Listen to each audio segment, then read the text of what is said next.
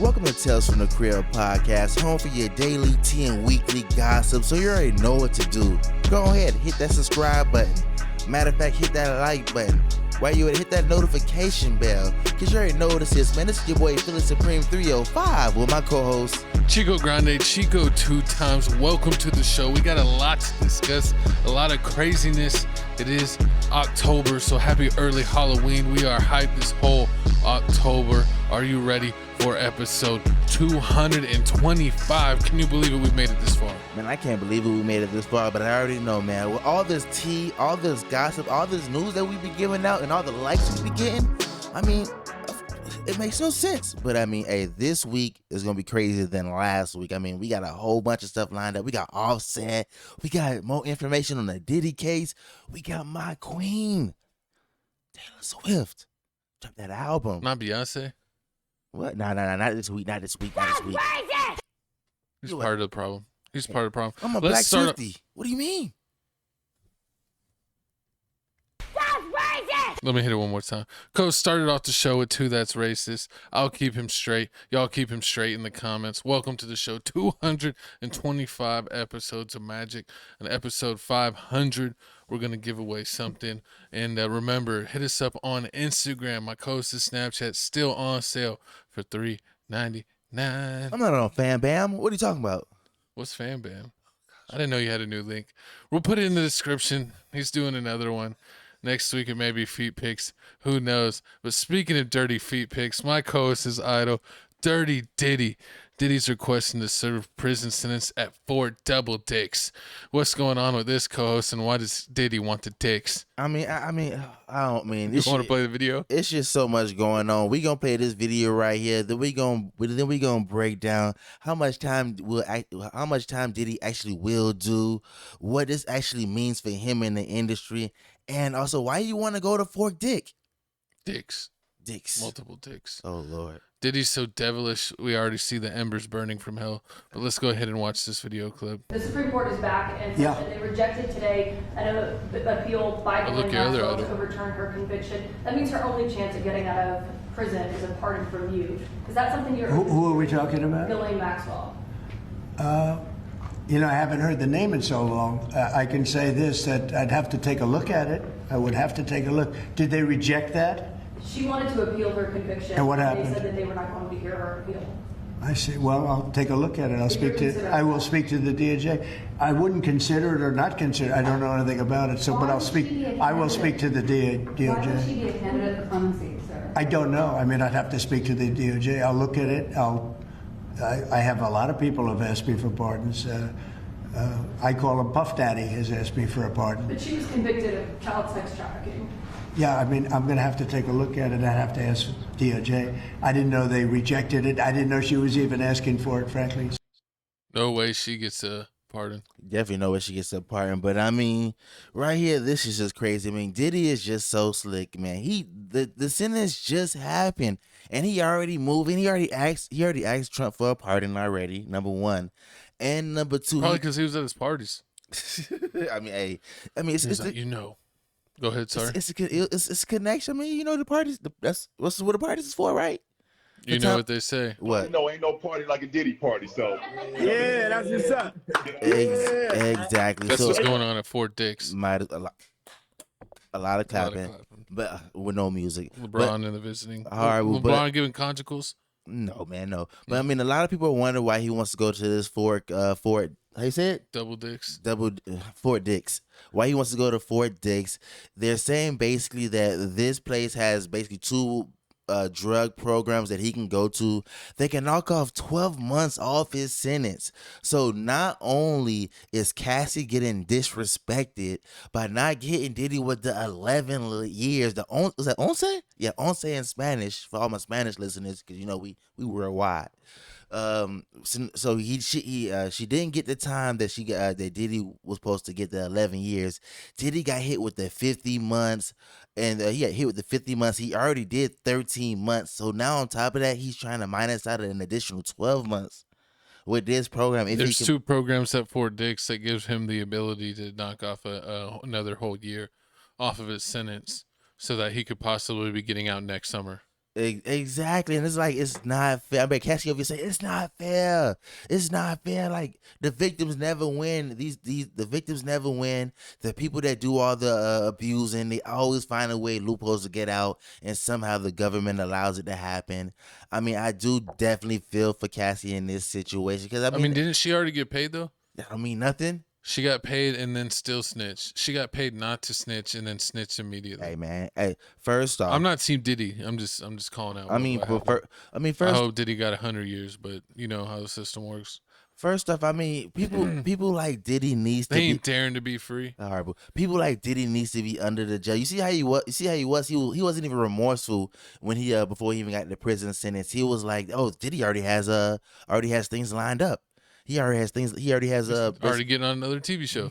he already has. He not another TV show. Did you see they had the drawings of when he got read the sentence and he like fell down in his chair? Oh Lord! And was like, "Why God? Why? Why they gotta hate on a 'Cause he player? thought- 'cause Why he- they gotta hate on a pimp?" Because he thought that his team wanted him to get time served, but you know he wasn't gonna get no time Yeah, like served. house arrest or like halfway house. No, like no, I mean he wouldn't go straight to halfway house. That's like you get the halfway house after you go to prison. You don't really get halfway house after jail. I don't think so. I think it's more of after prison after you serve a lengthy period of time. Every state's different. You You every gotta let state- us know. But yeah, the judge wasn't gonna allow that. I mean, like Diddy's team was asking for 14 months, and he already 14, 15 months, and he already did 13 months, and that basically would have been like time served. Yeah. If Diddy would have walked out of that courthouse that day, Free man. free man, the whole world would have erupted. It would have been like if women would have found out that black dudes didn't vote for Kamala Harris. They didn't. They did. It was Not in like this last over election. 70% of black dudes voted for Kamala Harris. Which, What are you talking about? yeah. No, it's not. Read the polls. Everybody know. Comment down below. But I mean, this is a crazy situation. I mean, if I had to put it on Diddy's side and Diddy's shoes, him going to this to Fort Dix, which is basically in New Jersey, which is closer to New York, he would be closer to his family, and on top of that, him being able to knock up all this time would actually be good in his safety because he did talk about how somebody tried to shank him while he was in jail. They already got Tory Lanez. Why not Diddy? I mean, exactly. They already pretty much. Yeah, they did get Tory. Yeah, that was crazy. That was a whole crazy situation. Stabbed him in the neck. I don't think Diddy would be in that situation, especially if he does get approved for this drug program. When he does go to his actual prison that he's gonna go to. I mean, because you get 12 months knocked off. Then on top of that, all you really have to do is you have to do 9 months in the program, pass it, then you get 12 months knocked off. Then you get to finish a lot of the rest of the other time at home. In either go to a halfway house or you go home at home on an ankle monitor. And you already know Diddy got all that money. They ain't finna put no Diddy in no halfway house. Diddy with all those. He's gonna get the coziest situation. I would think he would skip and go to a house arrest. Mm-hmm. And he's like, I'll just be in a skyscraper in the penthouse. Just let me get a penthouse and I'll stay out of the way. I'll just DoorDash every day. I won't be able to leave Exactly. because he could afford it. Pretty much, and then it'll be all over with. And then I can't wait for all the people that was talking down on Diddy, like, oh yeah, Diddy finna get the electric chair, like TMZ. Remember TMZ was going hard. They made the documentary about Diddy. Oh yeah. They made the whole yeah. It was them, and it was a lot of whole other people that was talking. Bad all Boy crazy. Records brainwashed you. What are you talking about? I always loved Diddy and Bad Boys Records. I let them. Actually, I know that's what I'm saying. They brainwashed you because it was a terrible record company, and Diddy's a terrible person. And Suge Knight was better. Is that what He you're was saying? an angel. He gave Eazy-E the unthinkable. No, he didn't. Exactly. Man, he hung out. What's his name? What? Vanilla Ice. He held him over a balcony. It's even worse. That's pretty funny. Even worse. But how do you feel about this whole little rehab program? Do you feel like if he it's fair if he does get approved for this, or do you feel like he should? I mean, I don't think it's about fair. I think it's about money. When you have money, you get special privileges, and you have special connections, and you get lawyers, and those lawyers have special connections and privileges. So I wouldn't really think anything of it. I just think this is more like part of the course.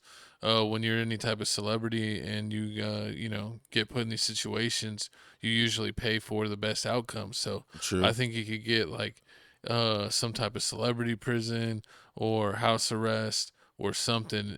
He might have to do like maybe a year at a minimum security prison with 4 dicks with programs. I don't know if they maybe have like a minimum security part. I'd have to look into low that. security. It is low security. Yeah. So it'd be like like super easy. And then he could get out to house arrest, and he could afford anywhere they want him. He could afford it.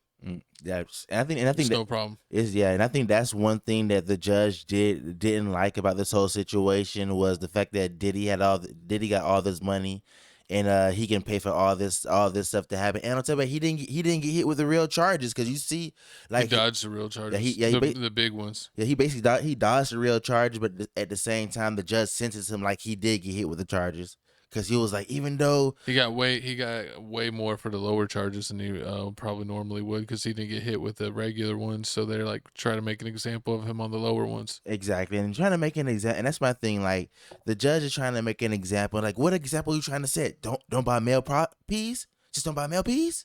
Like, I was never finna buy one. It just never made any sense. It's like you watched Deuce Bigelow, Male Gigolo, and got inspired. That's horrible. Poor child's mind got corrupted. That's horrible. But comment down below. Do you think Diddy's gonna do the whole time? I mean, they said it was said at 50 months. He did 13 months.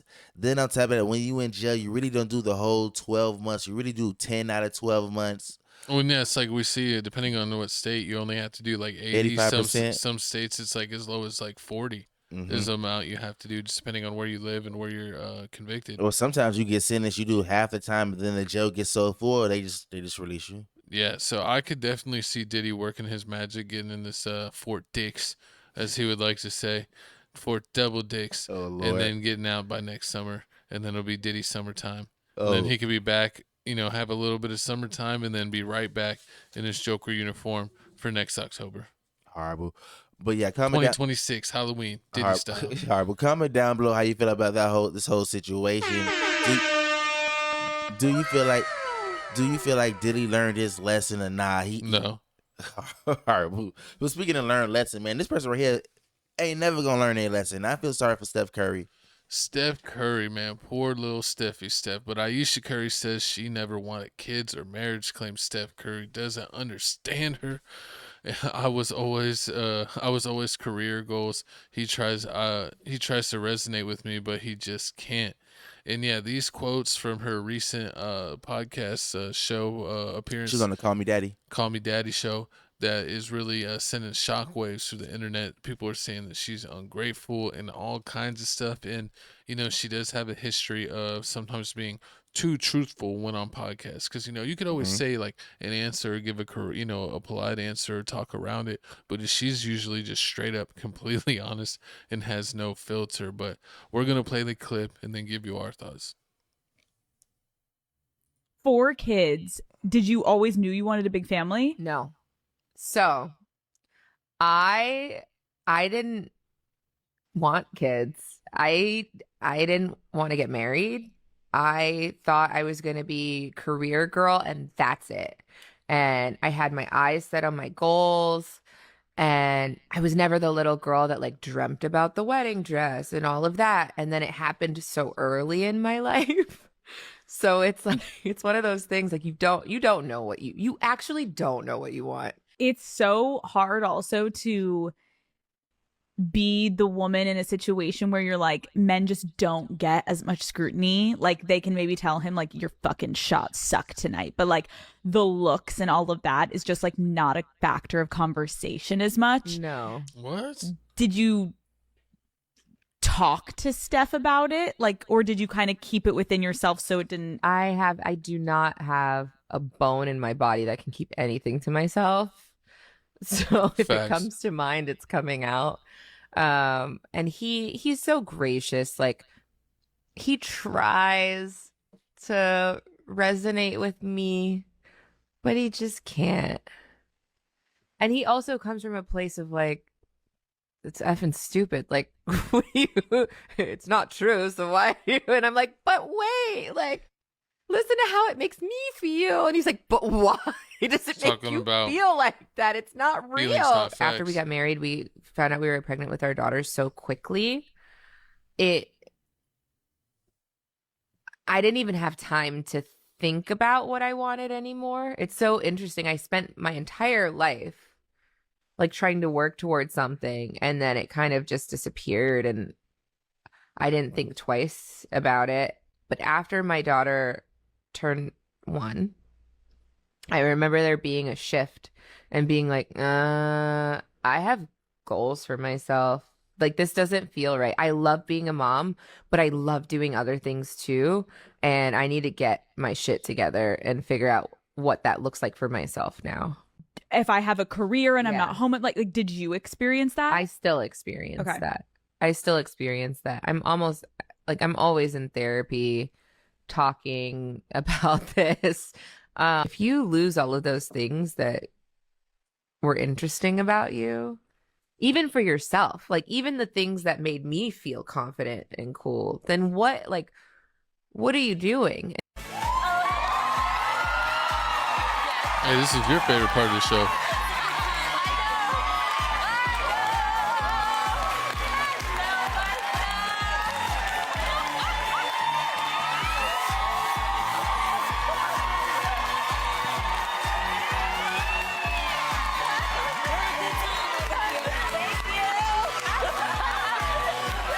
Something that really bothers me and like honestly has given me a sense of a little bit of an insecurity is the fact that, like there are all these women like throwing themselves, but me, like the past 10 years, like I don't have any of that. Like I have zero, this sounds weird, but like male attention.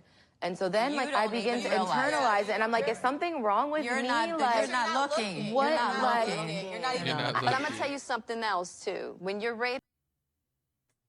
Oh my God, Ayesha Curry and Jada Pinkett Smith when it comes to embarrassing their husband in public. It's just so crazy because Savannah James could never. But it's like we always seeing Ayesha Curry in these situations, and it's like she never thinks before she speaks. And it's like she's on these podcasts to accomplish what? Like, it's just literally like, I almost get secondhand embarrassment for Steph. And even like so many people and comedians commented on this. What was that comedian that we saw commented on it? Oh, that was Killer Mike. Killer Mike. Oh, that's a rapper. Well, yeah, rapper. Sorry, not comedian, but everyone commented Corey on Holcomb always. I'm a comedian. Corey Holcomb always comments on it. Yeah, but you're exactly right. The person I was thinking of was Killer Mike, and Killer Mike even was saying stuff on Twitter, and Steph actually clapped back at him and was like, "Keep my wife's name out your mouth. We're good over here." And then he apologized. But it's just like it's so crazy that Steph is like having to check people speaking on his marriage because his wife is yet again running her mouth how she publicly feels on something that's super close and personal that she could maybe just think for just half a second to keep that to herself. And people are like, well, she's being honest, she's living her truth. But it's like, it's one thing to be honest and live your truth, but just to completely kind of just like throw your husband under the bus. And it's like what do people like me and you think that are just regular guys? This guy is literally a forefather of changing the game, the best shooter of all time. I don't even like him, and that's the kind of respect I have for him as a basketball player, because I never liked the Warriors like that. But it's like this is the stuff that he still has to deal with no matter what. Definitely. Yeah, exactly. It's something that he has to deal with no matter what. And it's like it just reminds me of like the whole Charles Barkley situation and like the times we in right now, how like Charles Barkley was like, I didn't want to be a role model. I just want to play basketball. And it was like, you don't got a choice. Like it's what comes with it. It's what comes with it. And it's like what girls always say, like, oh, man should know what they signed up for. If you date a girl that was wild and rambunctious and posting all this stuff on Instagram, you can't get mad how if she's not gonna change. Like you can't date a girl that posts bathing suit and pics get mad what it comes with. And then later on when you're dating her, she still posts it and you're like, hey, what are you doing? It's like you knew I did this before. Exactly. You know exactly what this comes with. Like you should be prepared. Like basically, like you should be prepared for what basically comes with this whole situation. It's like how you and like I don't understand what Ayesha Curry, like how you not prepared. Like I wonder if we could have pulled up our old clips from our old show, because we've been doing this show long enough, 225 episodes, probably back when she was on the Red Table Talk. and embarrassing. Because how long ago was that? That was like 2-3 years ago. I mean, she stays embarrassing her husband Steph Curry, and it's just crazy because in the times we are in right now, like people praise baby mamas, like people love Jada Waiter for some strange reason, like even though or like any rapper or any celebrity that's with a girl, they just love Ari or like Ari, they just love Ari. They don't even know what Sexy Red. Not Sexy Red. She's like her own person. Like it's like a yeah, dude, but she's a baby mama.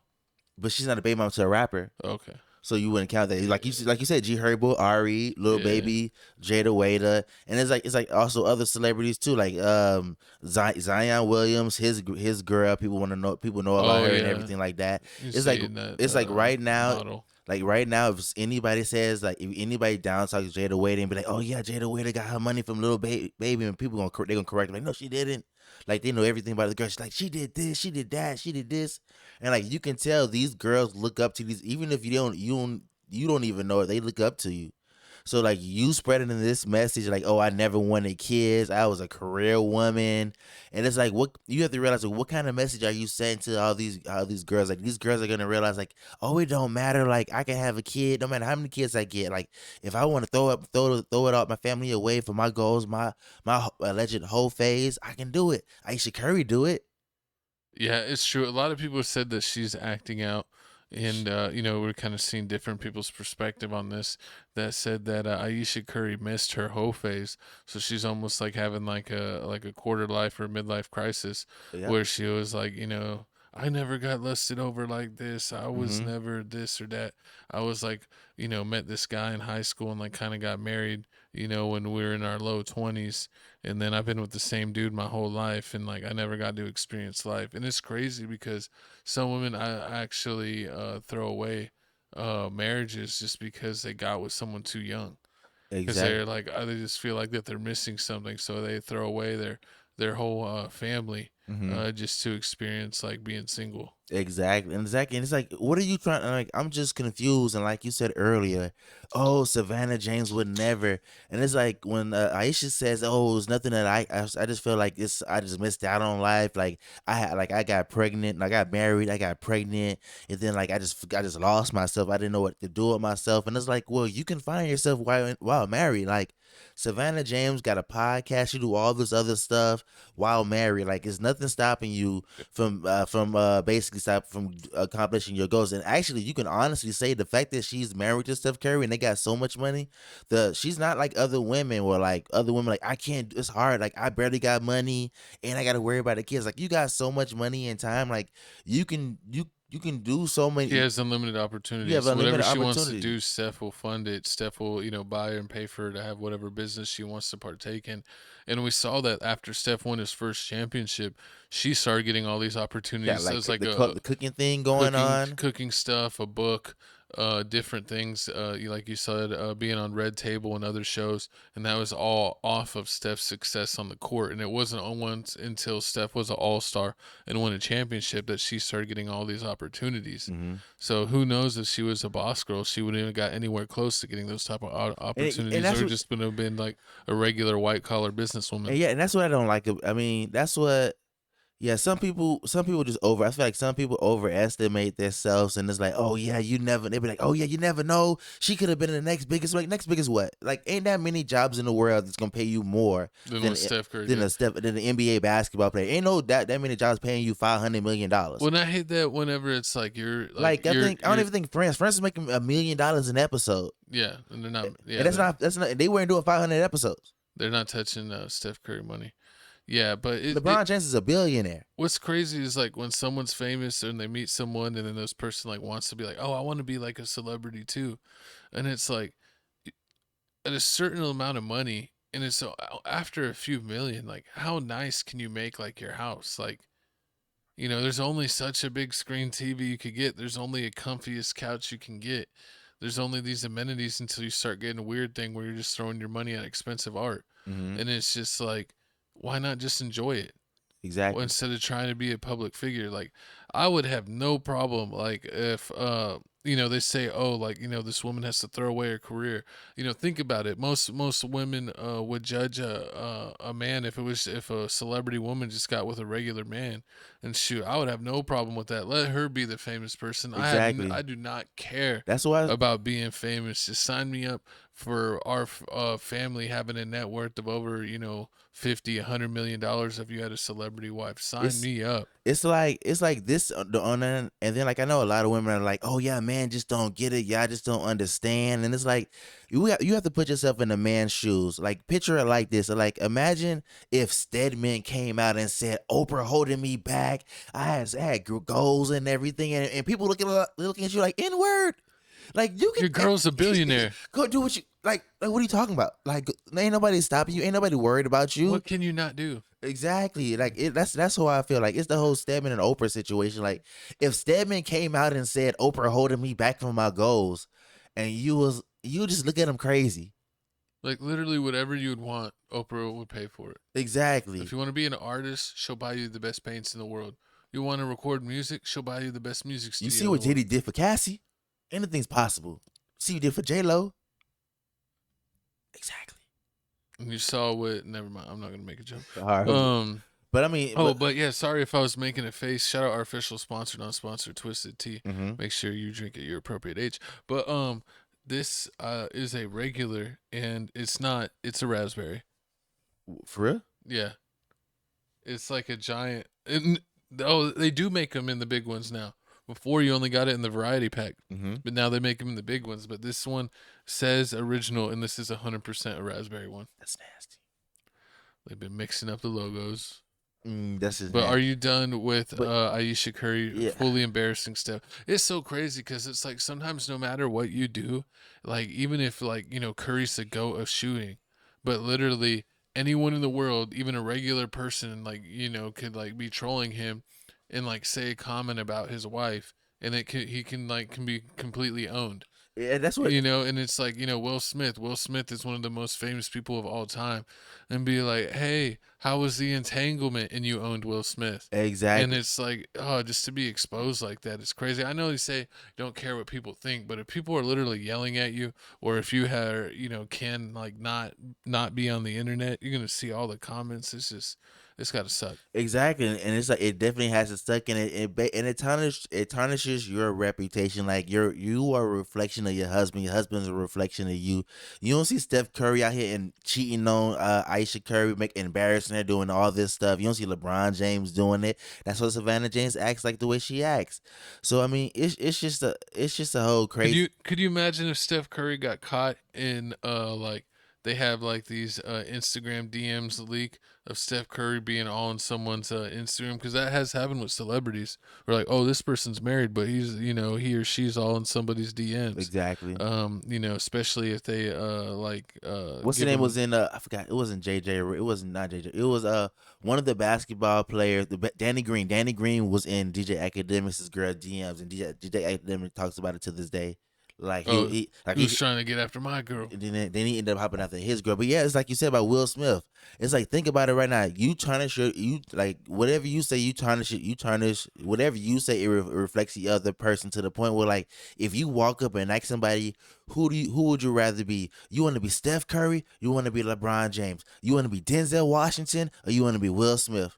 Who you picking? Everyone picking Denzel and LeBron. Why? Because you don't want to be embarrassed. You get all the accolades and no embarrassment.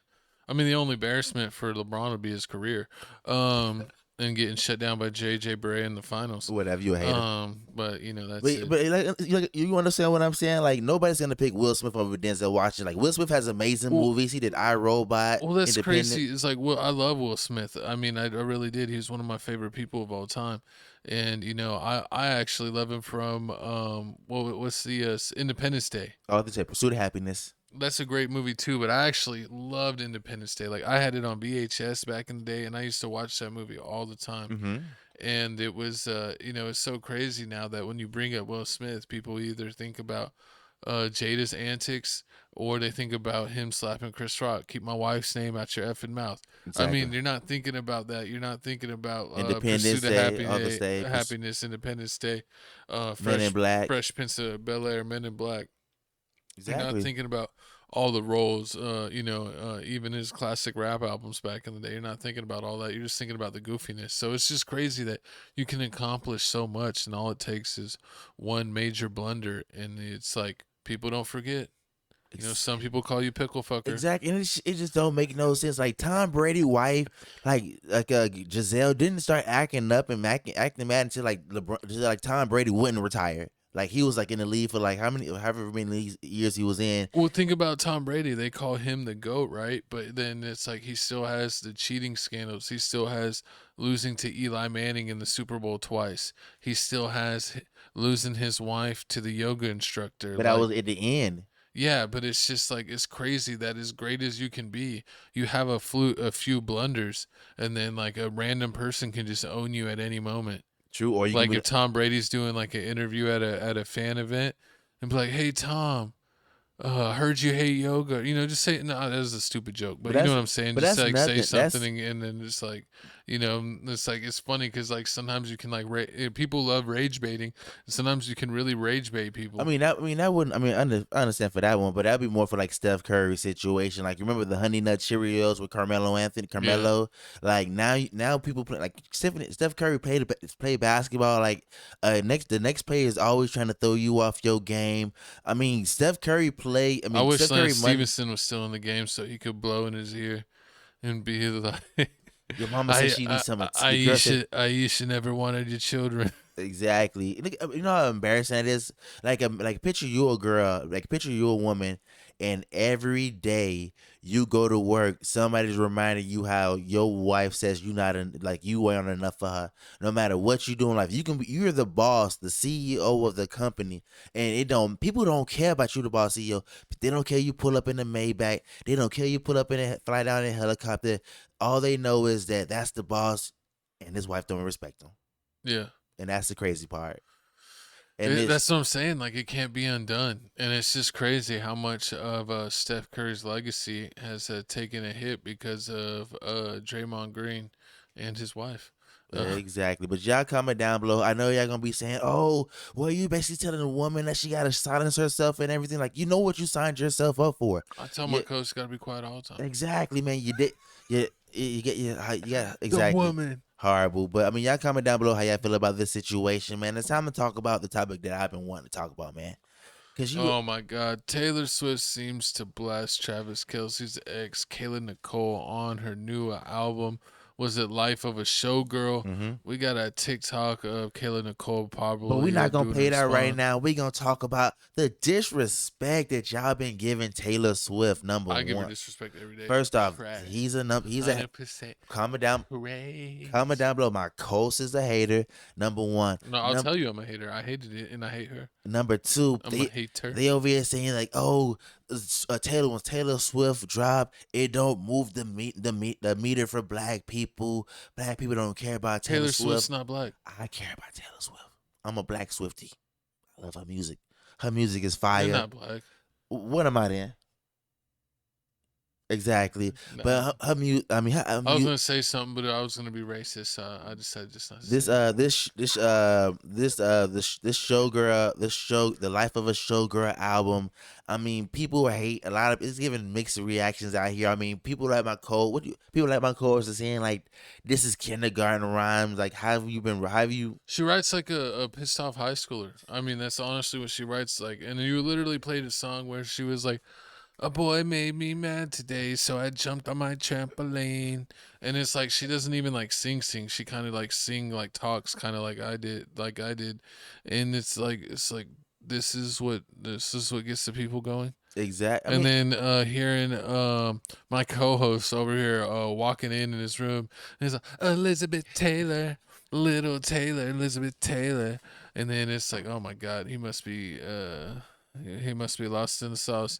And then it's like, oh, let's go to the gas station. And then like, oh, it must have surely changed it by now. Oh no, Elizabeth Taylor. Had a judo chop him in the neck.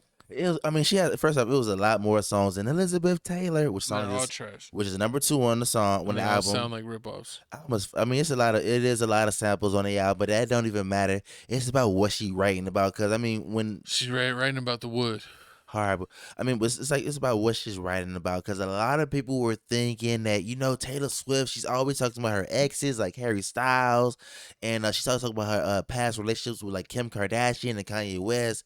Like, if she's not talking about like breakup and heartbreak, she got nothing to talk about. And I was feeling Well, she always either talks about her exes or people that she's beefing with publicly, like Kim Kardashian, throwing shade at Kim or throwing shade at Kanye, because remember he took the mic and said the Beyonce thing. So she always just sings about her stuff. And, you know, I don't know if she has that. Who was her ex before Travis Kelce? Matt Haley, Matt something. Hasselbeck? No, that Matt Hasselbeck, like Matt something, Matt Haley, something like that. He was in a part of a 1973 rock band. Okay, I think I knew who that rock band is. Yeah, him, and then like the Charlie girl dated, like married to the drummer dude. Didn't she date Dave Matthews?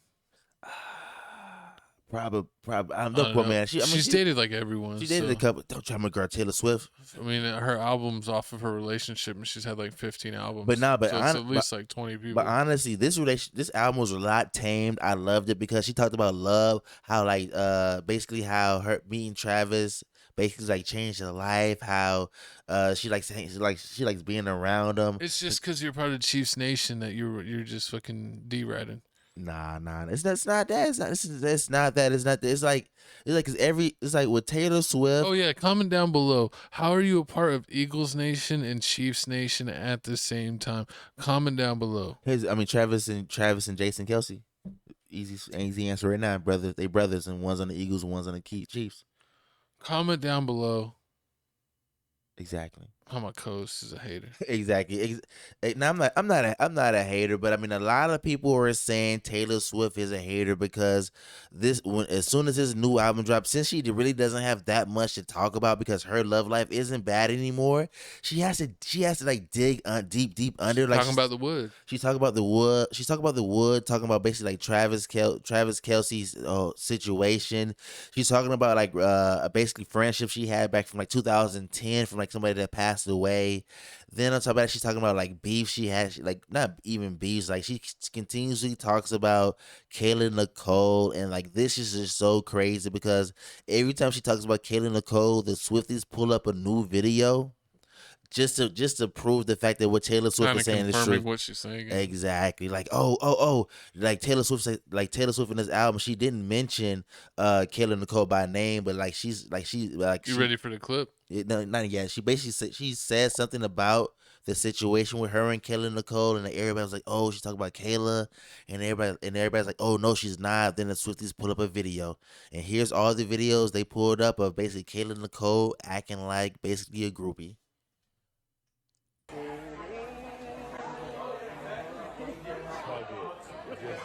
The wine so we can go.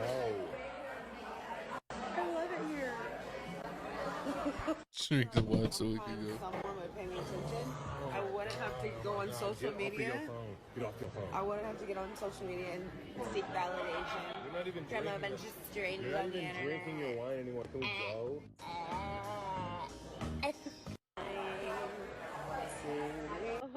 Live for the way.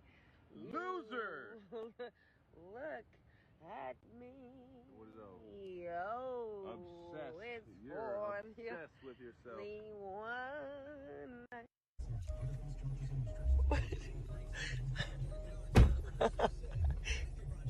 Beepity boopity boop. That perspective is so refreshing. As someone who obsesses over the fact that I am on a daily basis terrified of my comments, I'm terrified of my DMs. I don't want to be triggered. I don't want to care. I don't want to look. But you're right. If you're going to talk shit and run your mouth, please do it so I can pay a bill around here. Can you please just make me money while you're doing it? Do me the favor. It's actually the kind thing to do. Honestly. If that's how you're going to be, the least you could do is make me money. And believe me, I do make money from that. Yeah, I'm like, let me tell you. A nice direct deposit once a month. But this is a whole thing, like talking to you about music that I'm very proud of. So I'm gonna. Taylor, don't tell me this is your last album. What? No. I just saw some fans going, well, she's going to get married and then she's going to have children and then it's going to be the last album. A shockingly offensive thing to say. Absolutely. It is not the last album. It's not why people get married. No, exactly. So that they can That's quit their job. Right. And go. It's also like music for me is... I think the fans were just panicking. Oh, I know they love to panic sometimes, but it's like I love the person that I am with because he loves what I do and he loves how much I am fulfilled by making art and making music. That's the coolest thing about Trav is like he is so passionate about what he does that me being passionate about what I do, it connects us. 100%. There's no point in time where he's going to be like, I'm really upset that you're still making the music. Can you imagine? The music thing that I signed up for that I knew you love, I thought you were going to stop doing that. I love how supportive you are of each other. Yeah. It's so good. Yeah, and it just is the most fun thing in the world to like be able to support each other and the sort of the polarity of how different our jobs are. Massively. But there's a lot of similarities too. In what way? We both, as a living, as a job, as a passion, perform for 3.5 hours in NFL stadiums. We both do 3.5 hour shows to entertain people for 3.5 hours in NFL stadiums. When I'm in those stadiums, it's a dressing room, but when he's in those exact same stadiums, it's a locker room. Ooh.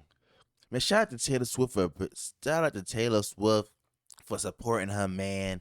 And I mean, this is a power couple of Hollywood. I will stamp it right now. But I gotta say, like, I just feel bad for Kelly. We knew that.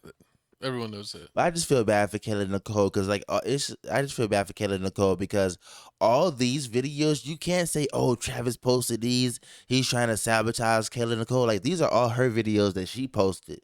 So at some point, she thought this is cute and funny. So it was like when she was like, "Oh, she was being messy because this isn't cute and funny. This is like her posting real arguments."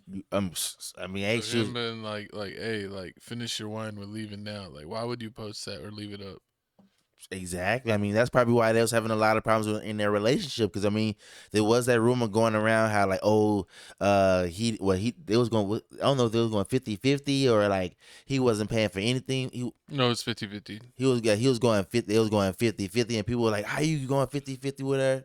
Dude that makes millions of dollars a year. Yeah, that was the conversation, and she said that wasn't true or there was like partial truth to that, but.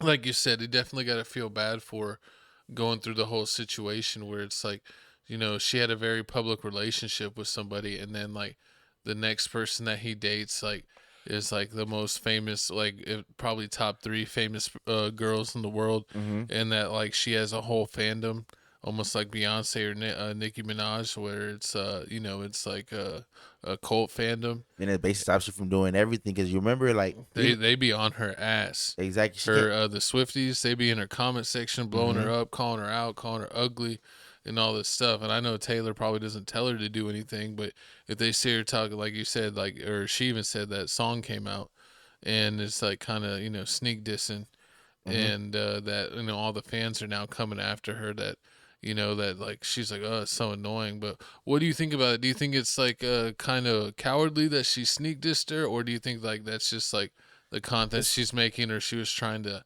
spare her by not like directly saying what she's like who she's truly talking about? Well, I mean, I feel like this is exactly what musicians do. They really don't like. I mean, they're really not brave like that. You're really not gonna say your name so you can sue them. They're gonna like just say things like they're gonna just say things that you did. Like, oh yeah, if you love wearing these type of color outfits, they're gonna say about this color outfit. Or like if you always wear pink, and it's like, I know how those girls that wore pink did you wrong. Exactly. Things like that, or like, that's literally how she writes her song. Oh yeah, basically like, oh yeah, or Travis was looking for love, and she was making reels, things, Instagram reels. So it's things like that, like Taylor Swift does. You really can't blame her for that.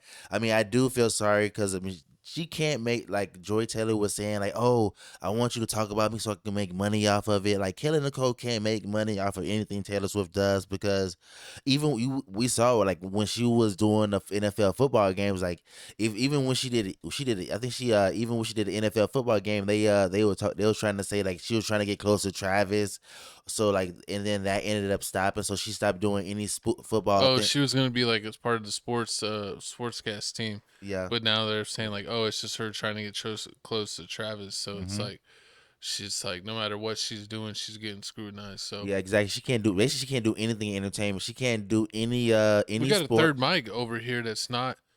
That is available for our weekly gossip show here on Tales from the Crib Networks, TFTC Network. So Kayla, Nicole, I'll go ahead and put that invite on the table. If you want to come to Tales from the Crib and be a weekly guest on this show, we could run it. We already got a three-way show for the NFL show, co-host. We might as well do it. The people love it when we have a guest on the regular podcast. We might as well bring in Kayla. I mean, long as she comes in and says that she loves Taylor Swift, that she pledges her allegiance to the Black Swifties, then I'm all for it. Nah, I'll definitely be sitting in between y'all so that way you do not get popped in the mouth for your insolence. And if she says that you upset her, I'll say, I got it, Kayla, and then I will pop you because we will not allow you to be the rude in the face of a black queen. Whatever, man. But comment down below. How do you feel about the album, The Life of a Showgirl? Do you like it? Do you hate it? Is it growing on you? What's your favorite songs on it? I already know my Cole's favorite song on this album, Elizabeth Taylor. Yeah, she's completely just selling out on that name. You a hater, but moving on to selling out, man. It looks like here, Cool Kicks is selling out. Cool Kicks is exposed. One of the big YouTube and California sneaker brands that was super viral for always having celebrities and having exclusive kicks has been caught up by the feds. Yes, they were raided by the feds. And, a lot of people are asking questions. What did they sell, selling stolen merchandise, or are they selling fakes? Let's check out this video clip and see what's going on. Chat, what the fuck was that? Oh, wait. Germ play, don't do that. What is that? Here? Chat, I don't know. What the fuck just happened? Did somebody swat us? I'll be back, chat. It would not be back. Is it really? Is it prank?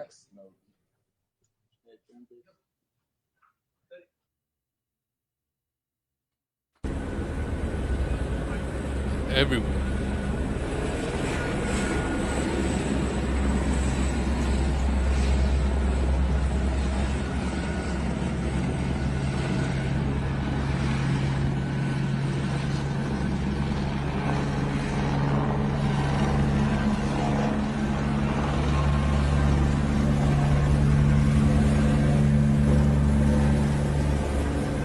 I see everybody trying to say Cool Kicks sells fakes, and we've been selling fakes for years. Yes, the Cool Kicks warehouse got raided. Not our store on Melrose, our warehouse got raided. So Cool Kicks got raided yesterday. Yesterday, Cool Kicks got raided. Rami arrested for conspiracy to sell counterfeit items. Adil Shams, the owner of Cool Kicks, seen in handcuffs, along with at least 10 members of his crew and pallets of Nike and Jordan boxes.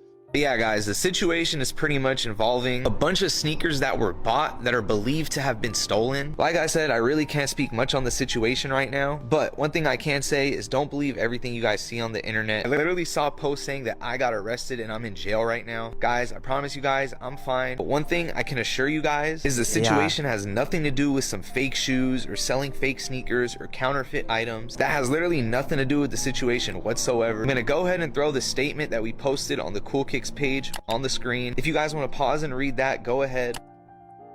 And as soon as I can give you guys more info, I will. But for now, that's all I can really say. So back to the program. A popular Los Angeles sneaker store where famous streamers and athletes shop is speaking out after the owner was arrested during a police raid this week. The popular Melrose Avenue business Cool Kicks LA said in an Instagram post that it has no reason to believe a small allotment of Nike sneakers it received was stolen. Police say 33-year-old Adil Shams is facing a felony charge. He and some of the staff were taken into custody on Friday for allegedly receiving stolen property. Police said the 2,100 pairs and 150 cartons of sneakers were stolen off of trains. Shams has since been released from custody and is due in court later this month. Bro, I was on a flight. It's when it hit me. I was on a flight. and I was watching. Oh my gosh. Ah man, Damn, bro. Did we get that? That joke got some fake Yeezys. Yeah. That joke got he got us some Peezies. The Peezies. The Peezies. Them ain't no Yeezys. Yo, my. Yeah, we got that. Yo, Yeah, nah, cool. I don't know. Nah, that's so uncool. Oh my God, that was crazy. Yeah. But look, you could tell they're like a little beaten up though. I wasn't gonna say nothing, but then you reached down. I got to say something. Y'all saw that. So we got yesterday the LA PD impounded a small allotment of Nike sneakers that Cool Kicks purchased received within the last 48 hours. Alleged that the merchandise was stolen. The news came as complete shock to our entire team. Neither Cool Kicks leadership nor our staff had any knowledge or reason to believe that these products were stolen. We entered into this purchase in good faith, as we always have, committed to running an honest business built on integrity and trust. It is important to clarify there have been no allegations whatsoever from law enforcement that any of the product was counterfeit. Cool Kicks takes pride in serving our local community with authentic, high-quality products and service. In the heart of our culture, we want to reassure our community that the integrity of our products remains our highest priority.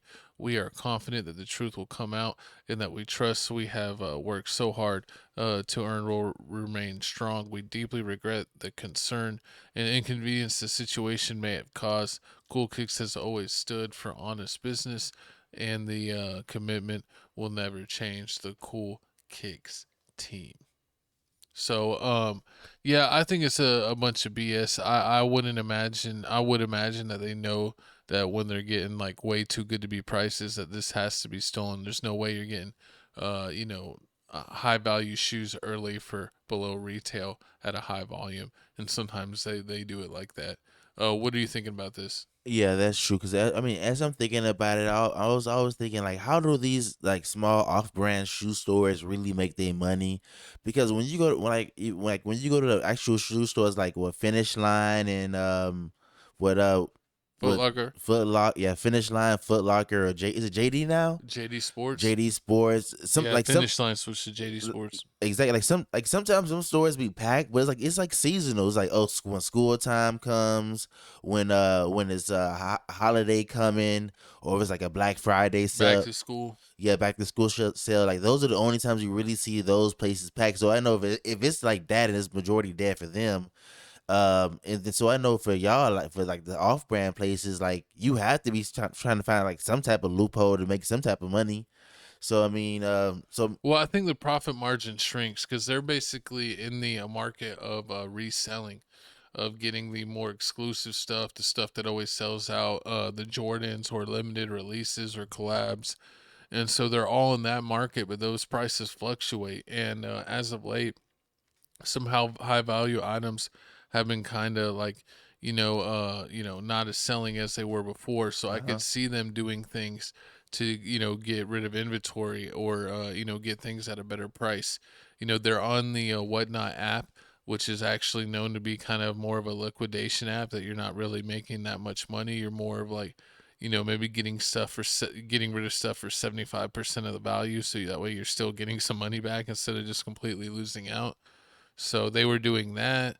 And, you never know, things dry up, the market shifts, the economy tanks and people cut back on things like, shoes, instead of getting a pair of shoes, getting a pair every month or a couple pairs every month, you might, skip out to getting a pair every few months or, not even getting a pair for a couple years, especially if you got a bunch of kicks stacked up.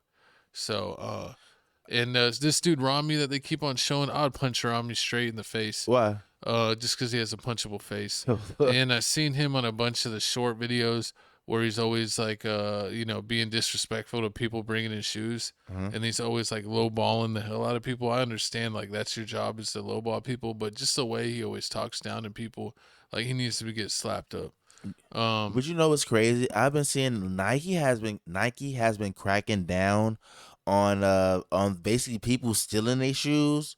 And also people making counterfeit shoes, because I remember the dude that made the Lil Nas X shoes, he got the little Devil and Angel, the Hell and Angel shoes. They were with the blood cracking on it. down on customizers because they were making a lot of customizing shoes that almost a high production amount and selling them on their website, and they're like, you're just like reselling our shoes. Like you can't. You just sell Nikes, you know, like without an account. And then also they had the other shoe company that we just watched, Project Blitz. They got their whole little he had his whole little operation shut down, and then now they got Cool Kicks. They got their little operation shut down. So I'm feeling like Nike and they only talk about the Nike shoes. They not talking about, oh yeah, he has some cool exclusive Adidas or some exclusive New Balance. Like, it's just Nike.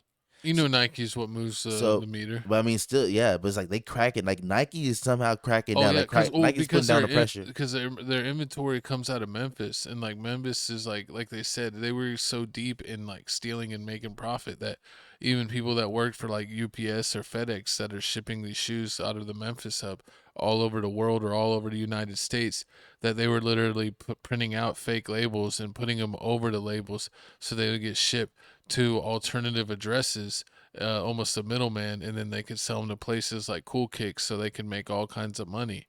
And it's like, that's crazy that you literally, like these resellers or these shoe dealers literally get so much money that they're paying off people that work in the shipping industry to reroute kicks. So then it basically just comes up like they never arrived. So Nike's like, oh, they just got lost in shipping or they got stolen again, and they're not understanding where they're getting stolen in the pipeline. But it's like when you literally have people working for the shipping companies and putting labels over the real printed labels, like that is crazy and wild that it's gone this far. Remember the lady, I don't even know if it was a lady or a man, the CEO, their child stole their card and was buying a whole bunch of shoes. Oh, the Nike, one of the Nike CEOs, some woman that was at a higher up in the Nike, I forget what department or what division, but very high up, that their own child was taking their card and using her Nike account to get access to large amount of pairs and then getting them and then reselling them to make himself money. And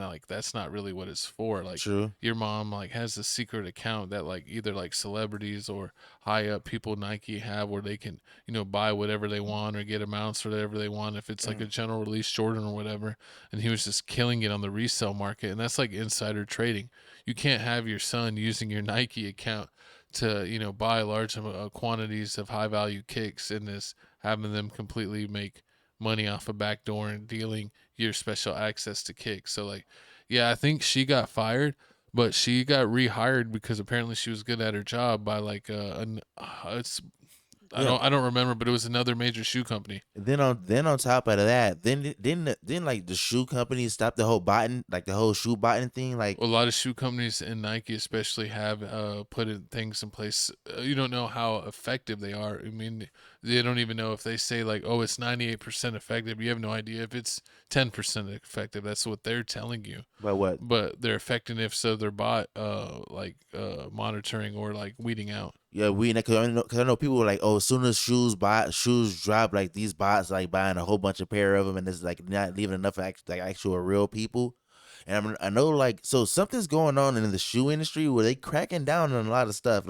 It's about to be a big change going. I think it's gonna be a big change going on, and maybe because they're not really making that much money now. Well, yeah, the shoe kind of goes in waves. A lot of stuff, popularity. Shoes have up and down times where the resale market is really a high amount of profit or just a little bit of profit. And right now it's on one of the lows where even shoes that would always resell in the first 5 minutes, now they're maybe having a handful of sizes for a few days or even a month before it sells out. They're not selling out instantly, and it's getting easier to get shoes. So the resale market really isn't where it used to be, where maybe you're making $100 to $400 to $500 reselling a pair of shoes, that maybe you're now down to making $50 on a pair of shoes.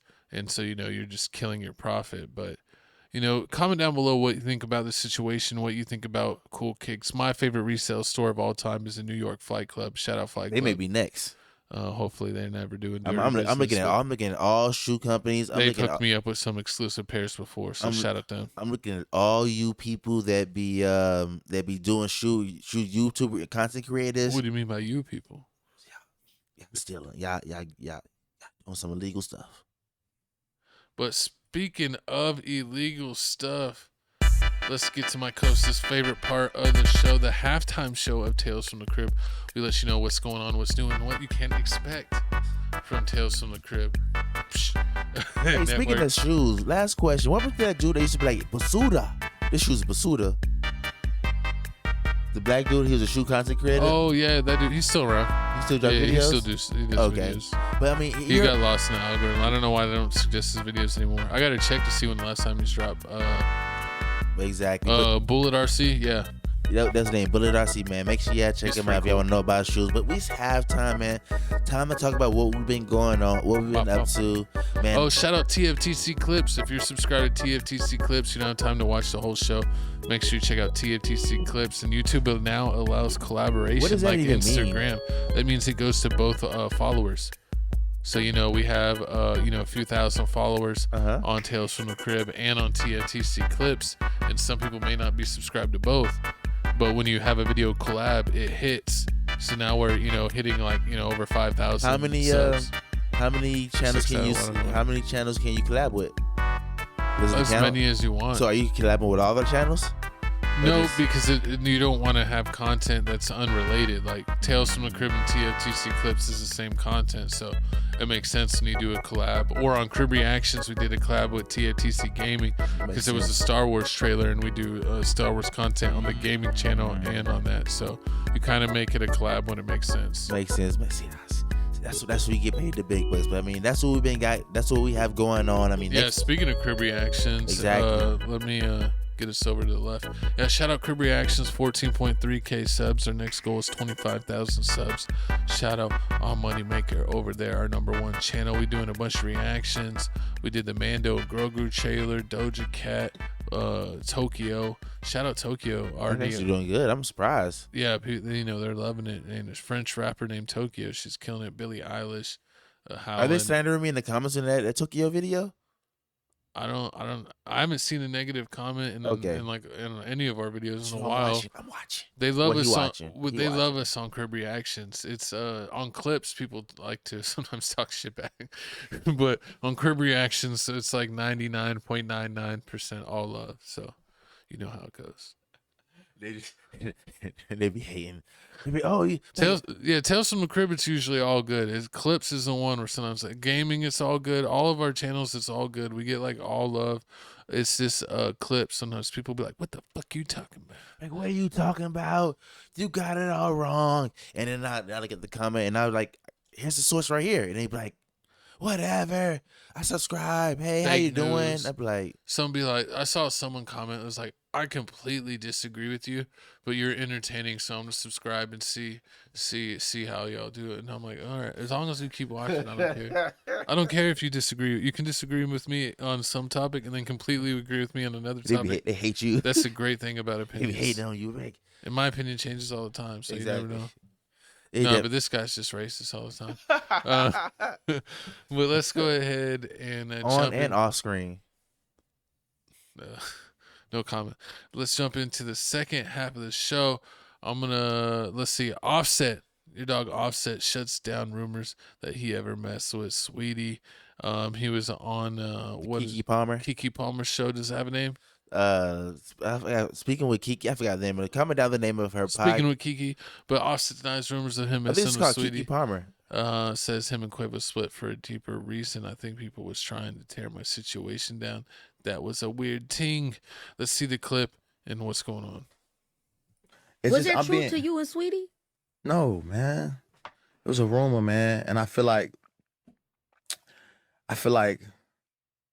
it was something deeper than that for the split of me and bro. It was something deeper than that. You know what I mean? It was something deeper than that.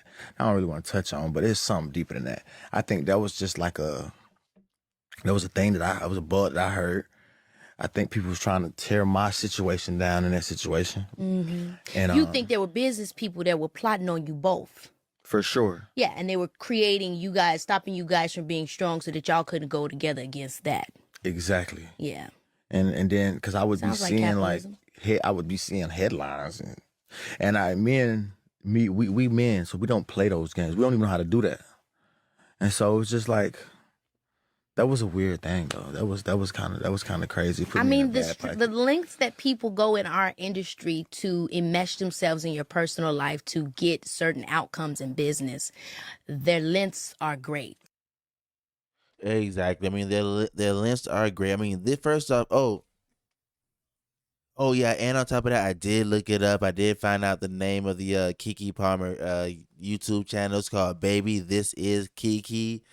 It's on YouTube. She has basically like a whole network. She be doing like a whole bunch of crazy stuff. She's real talented, but I definitely have to give it to her on this interview. I mean, she definitely killed it. I definitely have to come at all you haters that be talking about Keke Palmer, always talking to these abusers. Keke Palmer's They be going terrible. They be going at Keke Palmer because she be talking to these abusers. Like she be giving them spotlight, like Jonathan Majors or like her baby daddy. She be giving spotlight to, and like Offset. I just don't like it because she was like married or with a baby, or I don't know, or with a baby in a relationship, and then going to the Usher concert. Let Usher break her up. Like that was crazy. That was definitely crazy. But this interview was also crazy. I mean, Offset didn't really go in depth with the whole Saweetie situation. It was really like towards like the last 5 minutes of the podcast. She snuck this question in there.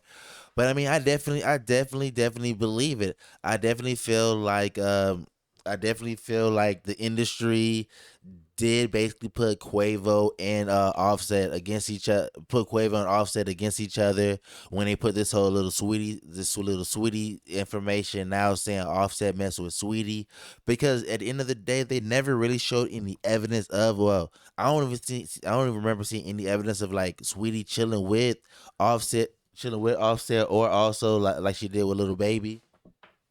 Yeah, I ain't see anything like when she was chilling with Lil Baby, sitting on his lap allegedly, or also like with Cardi B. You already know Cardi B is finna let it be known. She gonna let it be known who, when, where, what, and why. Like you already know, like the whole little Krishan Rock situation. She talked about how like she was supporting some girl, like she was supporting some celebrities, and how like they ended up messing with they dude.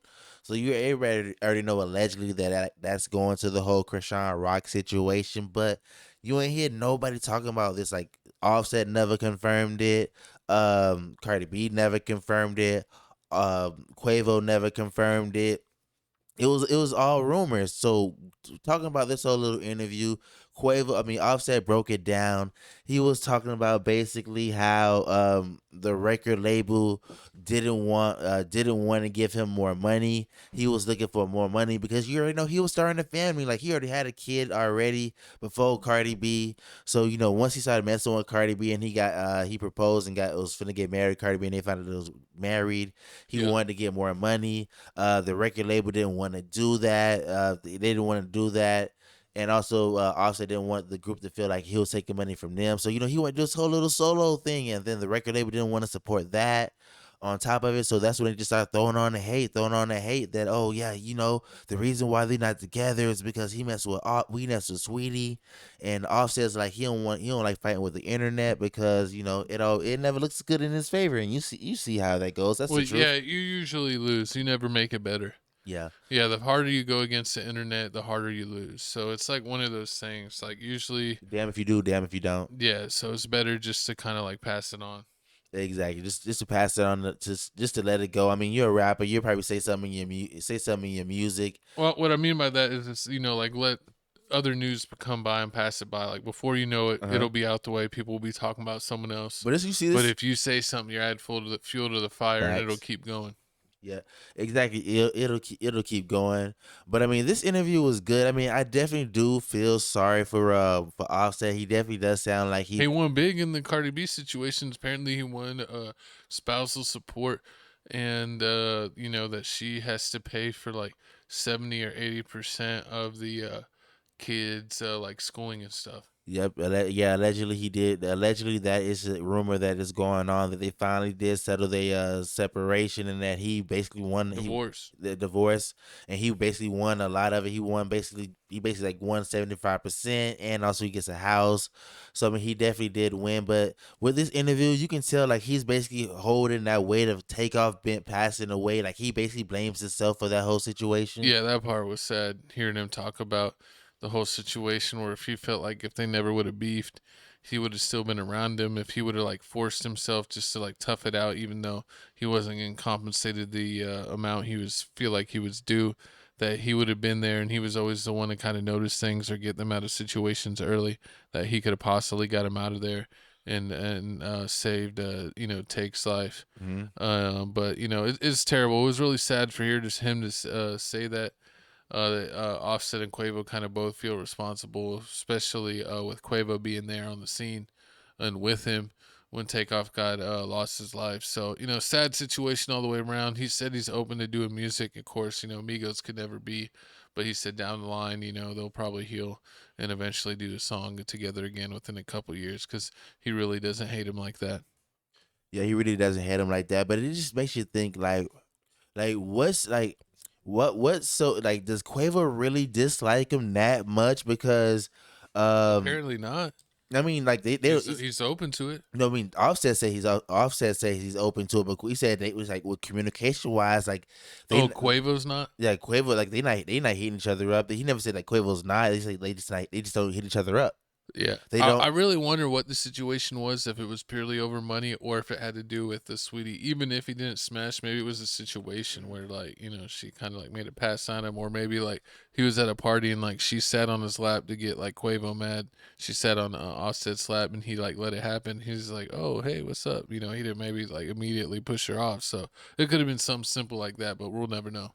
I mean, yeah, that it could be that, or like regular group situation, because they always say if you come in as a group, most of the time you're leaving out as a solo artist, because like you see it with a lot of groups, like basically like Outkast. Justin Timberlake. Yeah, not Outkast. Like Justin Timberlake and NSYNC, like he separated, did his own thing. What's crazy? Beyonce separated, did her own thing. Is when that happens, it's like when it's a group, no matter if it's like a couple or a bunch of people, when that happens, it's like they either like the person that separates like either like becomes the star, or it's like they all fail.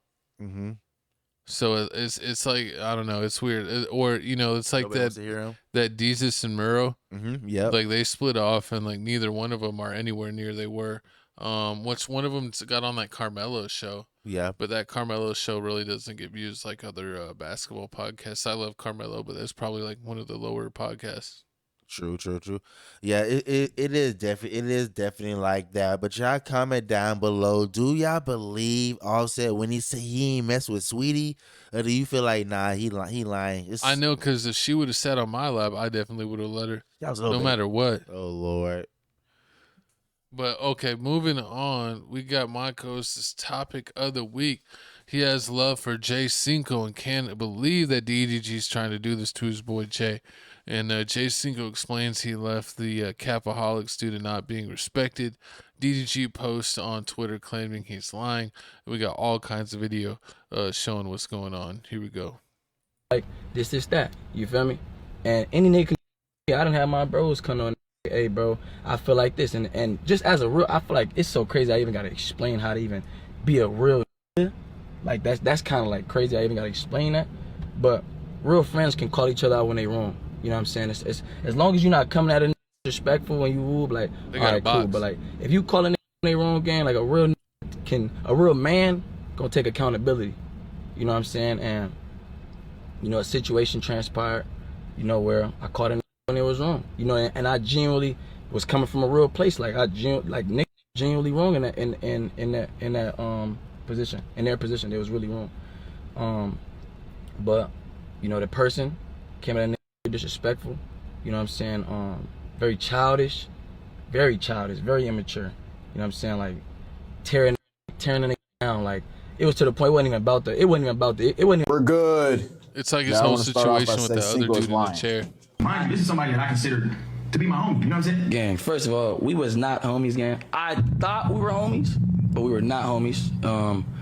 Homies don't do that, you feel me? Homies do not hit below the belt. Homies do not disrespect each other.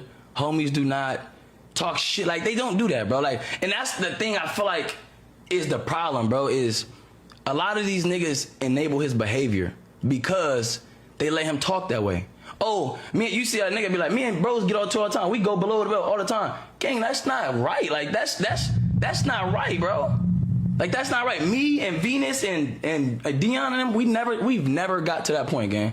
You feel me? Because we all appreciate the relationship we have with each other. You feel me? Growing spiritually. The reason why I caught the bros is, my nigga, everybody bowed down to you. When I got into it with you, my nigga, I'm not now I don't even feel comfortable. Now I feel like if something happened, gang, ain't nobody riding for me. That's how I personally felt. So I'm gonna pull up with my bros. That don't mean my bros gonna do anything to you, brother. Mind you, that's why he apologized last time, because I brought the bros. We was supposed to link up at the video. We was doing our video and we got into it. We was finna squabble, and I always say this anytime. I say, I'ma squabble you first, and then my bro want a bag fade off you. Yeah, like that's how that's how we do it. Nigga, if a nigga, any nigga feel away, you can squabble my bro. He right here. That's just how we do, brother. I was gonna squabble you, that wasn't no problem. But I also want to see you squabble a nigga your age. Like I want to see you squabble a nigga 27, 28. I want to see you squabble a nigga. Like all this popping you do to us, squabble one of these niggas. I want to see how you get with one of these niggas. You feel me? Cause all this. And I'm trolling this nigga at this point. And then it get to a point will really make me say, like, you know what? I don't fuck with this nigga no more. This nigga got to talking gangster shit with me. Typing with only C's and shit. Replacing all the K's. Need to take away soundboards. And I'm like, nigga, who are you trying to bang on? You talking about? You're not finna bang on me. And then on that, what really crossed the line, bro, the following day, bro, I called T.O. because they all in the crib deliberating and shit. I called T.O. nigga. We going back and forth arguing, blah, blah, blah, blah, blah. This nigga gonna say some shit like, Kai your daddy. That's what he said. So I said, nigga, I made you, nigga. Yeah, I said it. I'm like, nigga, if you saying Kai is this, what the fuck am I to you? I gotta at least be your uncle or something. Gang culture, nigga. Don't y'all fight all the time? I'm like, this shit should be. They had got into it before, when Cinco had felt disrespected, and then DDG had came back and apologized and was like, you know what, I was wrong. I came through. This is apparently what happened. I don't know if he said I was wrong, but he basically was like, he squashed and was like, I'm going through a lot of shit. And then Cinco was like, you know what, it's all good. I appreciate that, and we can move forward. But then this time it was like, niggas up and don't give a fuck what you talking about. So Cinco's pretty much just like, don't try to apologize this time because you done took it there. Like you've already overly disrespected me. That's what I'm talking about. I mean, that's what he's talking about, chat. So. Y'all can fan base farm and try to hate farm X, Y, and Z. Either way it's wrong. Whether you on his side or his side, bro, it's wrong. It's about being right. If Cinco's wrong, I'd be like, bro, you wrong as hell. If Diddy wrong, I'm gonna tell him he wrong. That don't mean, I know in y'all mind y'all want to see niggas go at it and be mean. It ain't about that. It's about doing the right thing, gang. Yeah, bro, that shit is stressing nigga out, bro. I don't be in none of that type shit, mama. Like, good, baby. Team DDG or Team Cinco? I don't like DDG. I think he a crowd. All lame with money. They trying to put Cinco in the box because he's known as a shark and he's attractive to a lot of women. So they think they try to put him in the box. And Cinco like, bro, I ain't trying to get put in the box. Beard. Nigga, I want to be with my lady. Nigga, I don't want to be with all the girls. And why you talking about you put somebody on, nigga, talking about I'm the program. Nigga, you ain't bigger than the program. The program is God. Nigga, you not bigger than him. So who you think it is? I feel like if it's going to happen for somebody, it's going to happen for somebody. Why you trying to throw stuff? That's why I don't like people doing stuff. There's a lot of niggas that hate LeBron. They still going to the Lakers game, though. I'm the Lakers. You know what I'm saying? I'm the Lakers. I don't give a fuck if you don't like the point guard. You still been walking through Calabasas. Nigga, I don't give a fuck if you don't like the power forward. You still gonna come in that goddamn arena, nigga. I'm the fucking crypto arena. I'm the fucking program, nigga. I'm TNT, nigga. I'm CNN, nigga. I'm fucking Netflix, nigga. I'm Netflix. Fuck wrong with y'all niggas, man?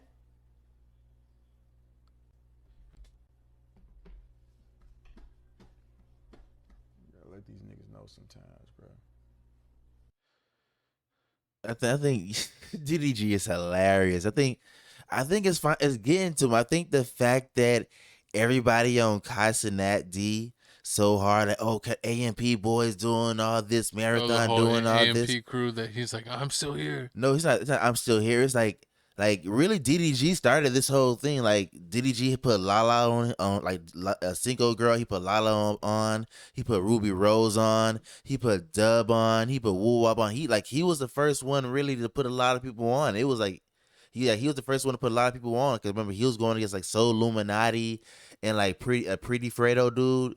He was going. Oh yeah, I forgot about that. So like, it was like the first like there was the first wave of like I would say like YouTubers doing all that stuff. So I feel like it's finally getting to him. Like he's like, man, I'm tired of it. People like he said it, like if you feel like cussing ass this, then who am I?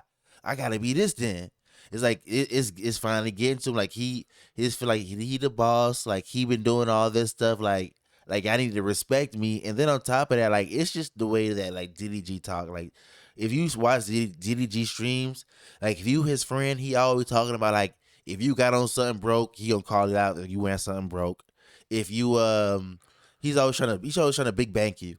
Yeah, and I see in the comment section a lot of times with DDG clips that especially dissing him, they're saying it's like, man, money. This shows money can't unlame you. And it's just like no matter how much money DDG makes, that he's still a lame at the end of the day. I think he's pretty funny. I'm not gonna lie. I thought he was lame, and then I kind of got to the part where I was like, all right, he's pretty cool. He's pretty funny. He's done a couple decent songs, and he does some funny stuff streaming. But then, paying attention to more what he does streaming, he's definitely acted lame a few times. Yeah, and it seems like he gets butt hurt pretty easy. But I understand it's a whole weird situation where it's like the girl that he kind of put on and, gave light to ended up, kind of like being his, it was kind of like his girl. And now it's like the homie's dating her, which is kind of weird. It's not, I mean, it's not that. It's probably yeah, it is weird. But then on top of that, DDG feel like, because he got this confidence, like he the god. He probably feel like, man, nobody knew Jay Cinco before I put on Jay Cinco. Yeah. Boom, bombs. Jay Cinco had who Jay Cinco go with? Lala, the girl I put on. My ex, yeah. So, boom. Your whole life is living in my shadow. Exactly. Boom. Yeah. So it's like I did everything for you. Like what the hell are you talking about? And like Jay Cinco, like he's like, I respect him because out of everybody in the hang around DDG, like he the only one that's standing up. Like you ain't finna talk to me like that. Like I'm hot in these streets. Like Cinco is hot in these streets. Like he do a lot of things. Like the girls do like him. Like you always see him around girls. And didn't DDG say that he had the herpes? Yeah, that was hilarious. Yeah, was that true or a lie? That was a lie. They was just breaking each other back and forth. Oh my, that's not a good And then, like you said earlier, with the whole little seat situation, sitting down, like that was him and Ben Don situation. Like, yeah, they just beat, but that was super petty. It's super petty. Like you'll get over it. But I mean, this definitely is gonna shake up things. I mean, DDG is trying to build a whole little crew situation. So I mean, people are gonna fall off, but I mean, I want to know who is he gonna get to replace Jay Cinco? I mean, is Ben Don gonna be in more videos now? Because he's gonna have to get a crew like Kai and that. I don't know. He's able to do it. He'll find somebody. DDG's always ready. He's always ready for the next move. Something changes, he's rolling with the tides and keeping it pushing. So I don't expect anything less. True. But we're definitely gonna keep you posted on this whole little Jay Cinco DDG situation. Gonna see who else gonna say something about it. See if they don't get in a fight, because Blueface ain't get out of jail yet, so he a Crip. Allegedly Jay Cinco calling his Crip friend. So I mean, I want to see I really want to see how that's really gonna go and plan out. But speaking of sellouts, who's selling out? Queen James. Oh Lord. Had the decision of all decisions. And me and my coach were talking about it. Everyone was going crazy. All the Lakers season tickets went up. All the single game tickets went up crazy prices. People thinking that LeBron's going to announce this is his last year playing basketball. And instead, he hits us with this one.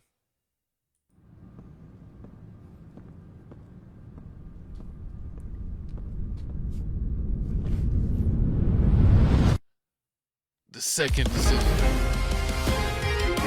It already looks like BS. Well, everyone's on pins and needles across the country. You ready to go, LeBron?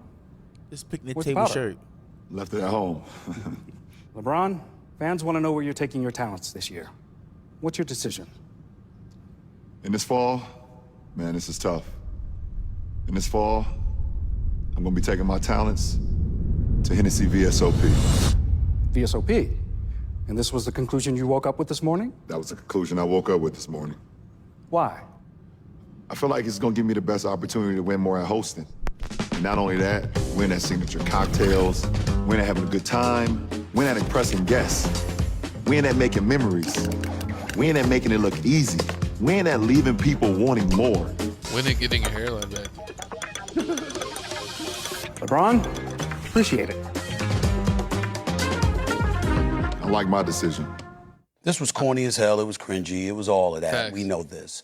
You're promoting an alcoholic beverage and trying to give people the impression that this could be your final season, that you might end up retiring. And so, one other person joked and they said, you know what, that's like Jordan. Compare that to Jordan saying, I'm back. What if he had said, no, I'm teasing you, and then it happened to be a Hanes commercial? What if it had been something like that?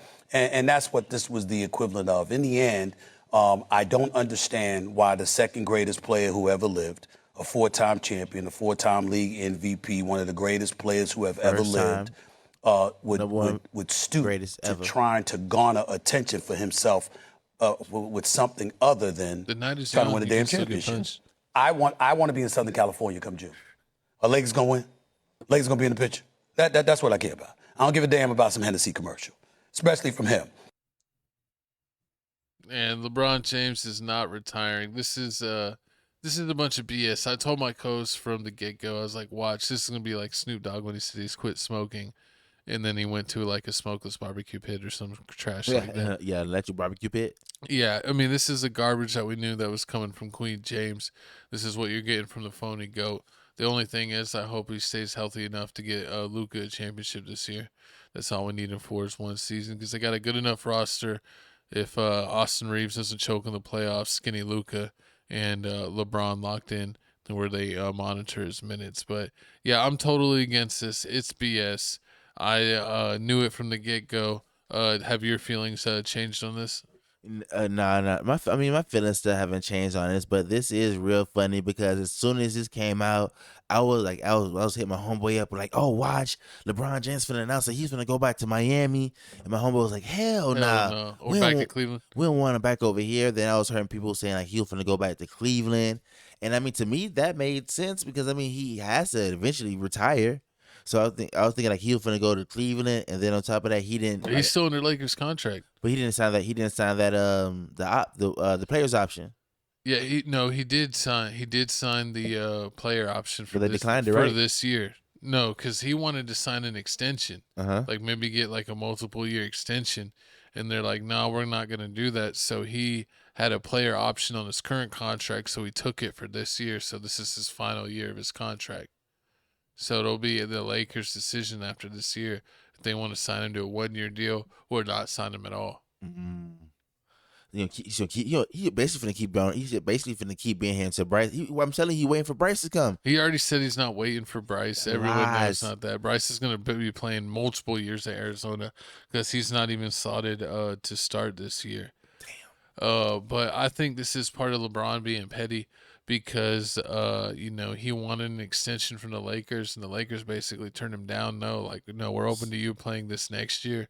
But we almost want to keep it on a year-by-year basis. We're not wanting to sign you to a multiple-year deal when you can just, retire at any time, and we have all this money locked up in you.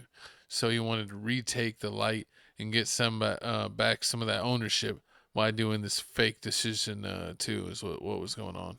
Yeah, I mean that is funny, but I mean that is confusing because ticket prices did go up. And then did you see that one dude that came out and was like, "Oh, I'm suing LeBron," and I'm thinking like he's gonna. I saw that confirmed. Yeah, he's getting sued by the guy. And then exactly. But then at the times we are in right now, people say they finna sue. It's like, oh, they suing for $2 million, $3 million, $4 million, stuff like that. It's like nah, it's like $980, and I'm like, really? Like, yeah, because the tickets price for the Lakers, some of the games went up by $1,000. Yeah, I don't even know if he would respond or if it would go through. But even if he lost, it wouldn't matter. I mean, if he get that, I mean, everybody else is gonna get that. But I mean, this whole situation is just funny as hell. And then I was reading up on this, and JJ Redick, they went to they went basically to the Lakers practice, and they was talking to people. Like they talked to Austin Reeves, they talked to Rui Hachimura, and they talked to JJ. Shout out Rui. Rui was like, oh yeah, he's like I didn't know anything about it. It's like I asked LeBron, and he just hit me an emoji, and like he didn't say what emoji it was. And then Austin Reeves was like he was happy. The liquor one. Austin Reeves was like he was happy as hell that this wasn't true because they definitely gonna need him. And then JJ Redick was like, y'all dumb as hell. Y'all dumb as hell. Y'all believe that LeBron's gonna retire. We got a whole season going on. And then that was funny. Oh, like retire, but like and just like not play this season, just like retire immediately. Yeah, that's what some people were thinking. Oh wow. Like y'all don't want to give me an extension. I'm just gonna retire on y'all ass. Because I mean, right now he's not playing. Right now he's not playing in the preseason. You know, what'd be crazy is if he did that, like retired for a season, like you say, Jordan quit. He did quit. If LeBron quit, and then he's quit like twice. He lets his Retire body once. heal for a year, and then comes back like the middle of the season and joins Cleveland next year for like one last championship run. Exactly, and won the dunk contest. Just to shut up the haters. No, he never did that. It's crazy. You know, it's crazy that, you know, you always want to bring up phony goat stuff, but you just exposed your phony goat that he was too scared to ever do the dunk contest, which, you know, Jordan won. Because he already won the dunk contest. What, the high school one? It still count. It's not the NBA one. Still it's count. Difference. A dunk contest is a dunk contest. Gerald Green has more dunk contests win than LeBron James. So when somebody walks Jay up, Rich. When somebody walks up to LeBron, Nate Robinson. If somebody's in a party and it's like Aaron Gordon, everybody that has a dunk contest, raise your hand. It'd be LeBron and Michael Jordan. NBA dunk contest. They won't say that. Yeah, they say dunk contest. Yeah, they will. They won't say that. Comment down below if you know they will, because they will. And raise your hand if you ever quit. That'd be Michael Jordan by himself. Oh no. LeBron will be right there. He never quit. He quit in the finals when he couldn't score on JJ Barea. That's basically like quitting. That's not quitting. Yeah, and he also quit when he got swept by the Spurs. That was a bad game. He quit. They heated him out. They turned him. And he also quit when he got swept by KD. You just hate it. Multiple time quitter. You just hate it. But y'all comment down below how you feel about this LeBron James situation. Was it funny? Did you find it a joke? Did you believe it like I believed it? Because I thought he was gonna go back to Miami. No, I didn't believe that at all. That he was gonna like, I'm demanding a trade or something like that. And especially what's crazy, if people were really watching this, I would have known immediately if I was watching this live that from that intro that was fake, that it was going to be a BS thing or a commercial. But I knew it was a Snoop Dogg thing. I knew he was doing something crazy, and I wonder how much money Hennessy had to pay him and be like, we're giving you a lifetime supply of Hennessy, your own Hennessy.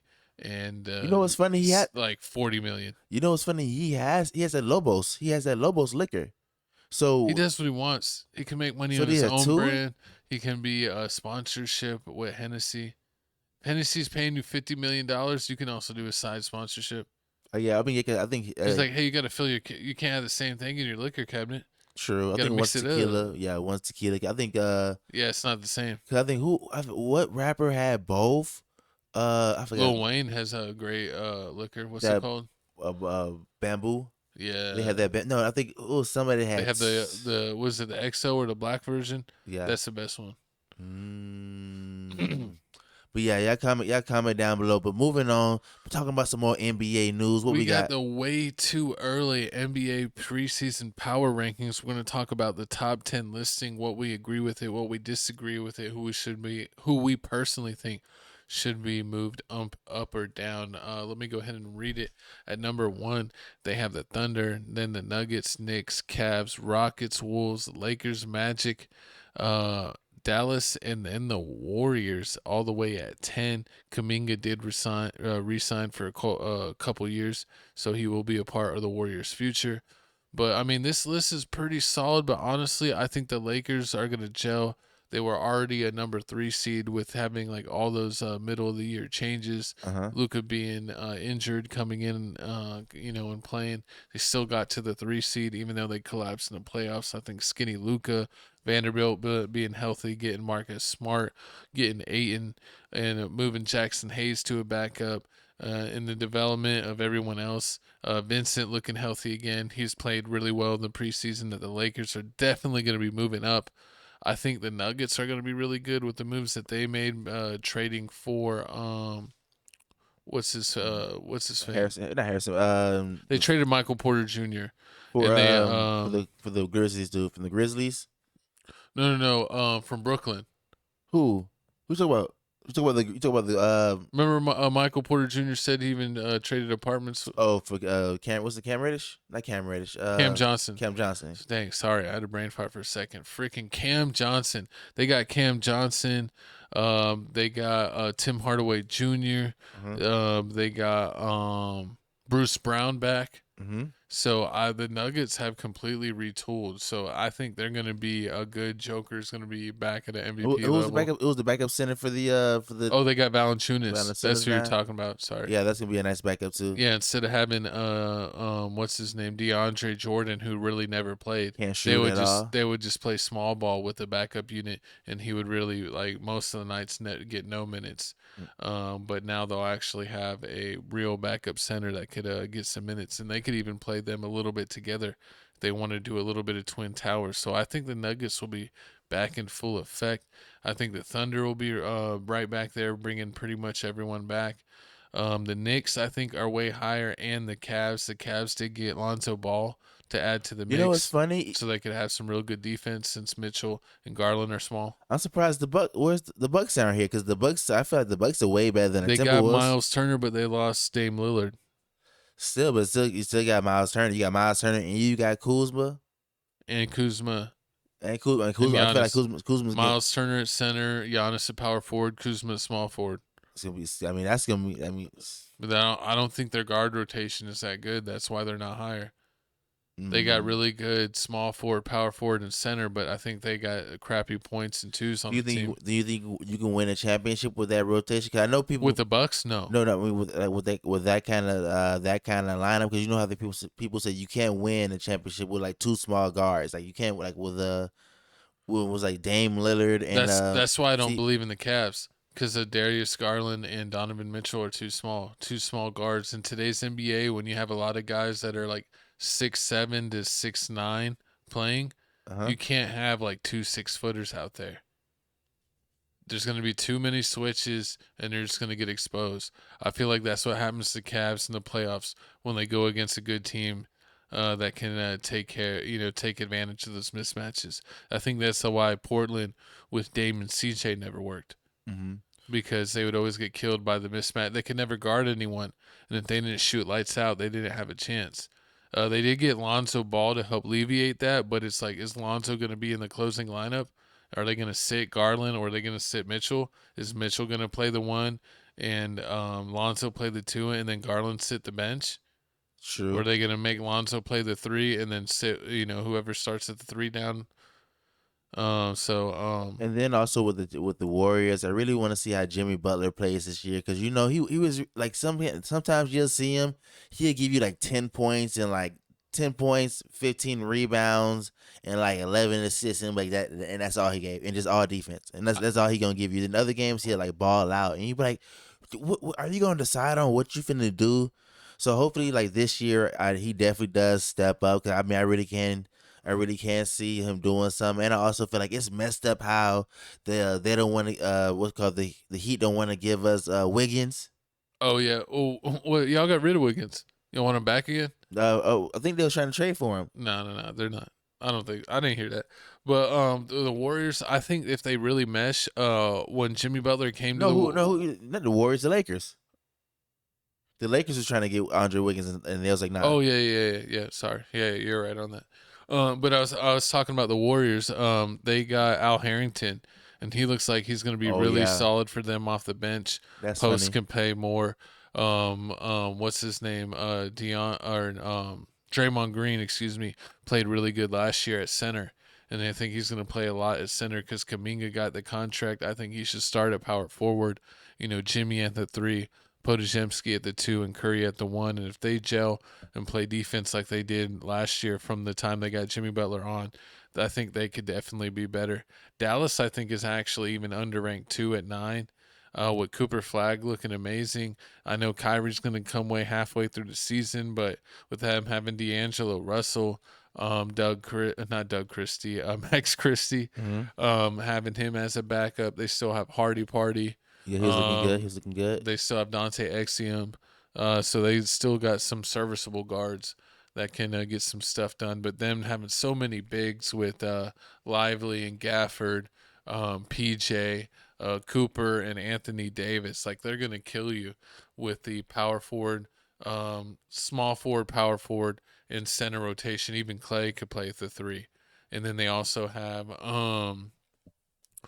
what's the backup power small forward, power forward? Who? Dallas. He signed with them last year. The knife. Oh, Najee Marshall? Najee Marshall. Thank you, Najee. Yeah, so they're killing it. They're with their small forward, power forward, and center rotation. They literally got the best in the league. But until Kyrie gets back, they'll be struggling a little bit with their guard rotation. True. The Magic, yeah, I think Dallas and the Warriors are both better than the Magic, but I think the Lakers are also better than the Wolves with the Rockets, especially I think a lot of people better than the Wolves. With Fred VanVleet going out. Yeah, I want to see how they play with no point guard. No point guard. Thompson, who doesn't play point, that he's probably going to have to play. Him and KD are going to probably have to alternate who's running the point, or Şengün kind of being a joker and kind of running the point out of the post or even at the top of the key. So that, they said that Kevin Durant is definitely open to Russell Westbrook reunion in Houston, and said that he's definitely deserves a spot in the league. He's an NBA player. He doesn't need to play overseas, or play in another league yet. So Kevin Durant's definitely speaking up, which is crazy for Russell Westbrook. Comment down below. But it's like as an interim, because Fred VanVleet could maybe come around maybe by playoffs if we're lucky. But if not, you have Russell that could at least be a starter, a spot starter, and then bring in the bench guys. Or make a trade later on down the line. It's gonna be like a car accident. It's gonna be like on a highway. All you see if Russell's a starter. All you see Russell's a starter. All you see is a whole bunch of people cutting to the basket. Amir Thompson cutting to the basket. Russell cutting to the basket. That Tate dude cutting to the basket. Şengün just headbutting you on your chest. They're gonna have crazy defense if they have Russell at the 1, Thompson at the 2, KD at the 3, Jabari Smith Jr. at the 4, and Şengün at the 5. They're gonna be able to play some D.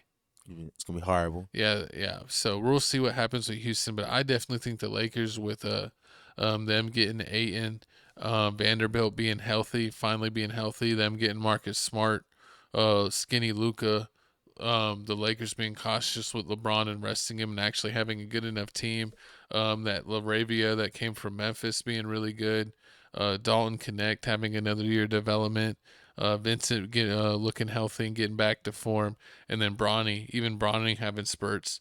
He didn't really have any crazy moments in the preseason, but hopefully his three-pointer will hit more, and his defense always looks good. So at least he's giving effort on defense, even if his offense isn't going. But yeah, I think the Knicks and Cavs definitely need to come down. I would have the Lakers at like 3, and maybe like the Rockets or Mavs at like 4. I can see that, or even Warriors around that 4, 5, 6. But behind the Lakers, I can see that. But now it just all depends on health wise, who stays healthy, who doesn't. Basically, who doesn't stay healthy, because a lot of players already went down, like Scoot Henderson. Scoot Henderson already went down. Fred VanVleet already went down. So I mean, Dame's gonna be down. He could possibly play late for Portland, but that's crazy how. He did that whole buyout situation just to go back to Portland. Also Bam Adebayo's on the trade market. So I mean, there's a lot of things that can happen that can shake up this whole little power ranking. Definitely gonna keep you updated on this. If the Ayton doesn't work out for the Lakers, I'm 100% open for trading him for Bam.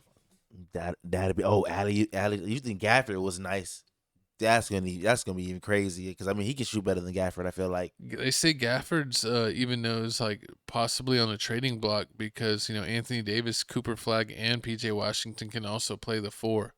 Mm-hmm. They have those other guys that can play the 4, and Najee can play the 4, so Anthony Davis can play like backup center.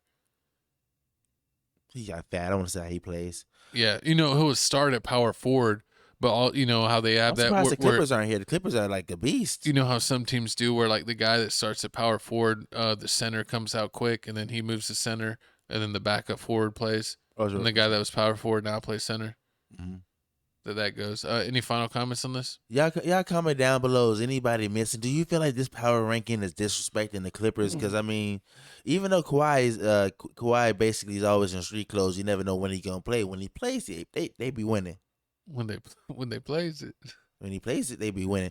But moving on to the plays, man. We're going to tell you about the plays of the week, man. We got new music Thursday. Yeah, we drop this episode every Thursday. You can see us. We check out music all the time on Crib Reactions. We often react to XG, Japanese supergroup. Way better than Taylor Swift could ever hope to be, and way more attractive. Comment down below if you agree. I didn't know my co-host was such a fan of skiing the slopes. Dr. Umar would be. Caitlin Clark hit me up. Comment down below if you want to be gone in 60 seconds with Nicolas Cage Jr. But what you need to go on to is our music mix. Music mix number 5. We got all kinds of new music. We got Flo J with Waka Flocka Flame. Shout out Waka Flocka. Courtside. So I don't know how many views that got, but it's doing good. Get this playlist up to over 1,000 views. All of our playlists 1 through 4 already got over 1K views or more. So make sure this playlist gets over 1K views. It's at 498 right now. 412 videos. When are we updating it? When it gets 1,000 views, or when it hits 500 videos? Whatever one come first, 500 videos or 1,000 views. That's what we're going for. Ooh. But speaking of going for it, man, this is all the music that came out this week. Man, you get that new Bryson Tiller album came out. It's a double disc album, rapping and singing. A great album. Also, you get the 03 Greedo. We heard that album. That album was pretty good. I forgot about 03 Greedo. Shout out him. Always supporting 03 Greedo. He's super cool, and I gave his album a quick listen. It was good. I gotta give it another listen to see what songs I need to add to the playlist. So shout out him. This gave me a reminder to check it back out. But enough about that. We're gonna talk about the album that I pick of the week. Trash of the week. The best album of the week, man. The Life of a Showgirl. 12 songs, man. This album goes by fast. Only one feature on the whole album, Sabrina Carpenter. That was song number 12, The Life of a Showgirl. This is like an EP. This isn't even an album with 12 songs. I mean, hey, man, it's fire regardless, man. It's straight replay value. I love the songs, man. My favorite song, of course, is Elizabeth Taylor. My co-host said it all through the album, man. So it got to be number 2, number 7, or the actual romantic, because that's a diss song. That was funny. That Opalite song that everybody's saying is just this about Travis. This is about Kelly Nicole. That Wood song is good because that's about Travis. That's about Travis Kelce. That Cancel song. Terrible. That Cancel song. That song fire. That one's about that's the one with Brittany Mahomes. And she's talking about how she's cool with Blake Lively, and ever since she said that Travis Kelce and Jason Kelce been talking about Blake Lively on the podcast now, so that's how you know they cool again. Blake Lively trash. You a hater, but I mean I definitely got to listen to this. Number 1, that the Fate of the Opaline, that song is fire. I mean this whole album's fire. Yeah, definitely need to listen to it. Go listen to XG. Way better music. It's kind of R&B, rap, hip hop style. International superstars. This is like country garbage, gated community BS. But let's go ahead and check out my album pick of the week. I'm gonna keep it real. We're gonna keep it from the streets over here. We got my dog THF, Little Twin, the Black Album. You see, he's got the Joker. It's featuring his twin, THF Twin, RIP, THF Twin. It's got Breezo.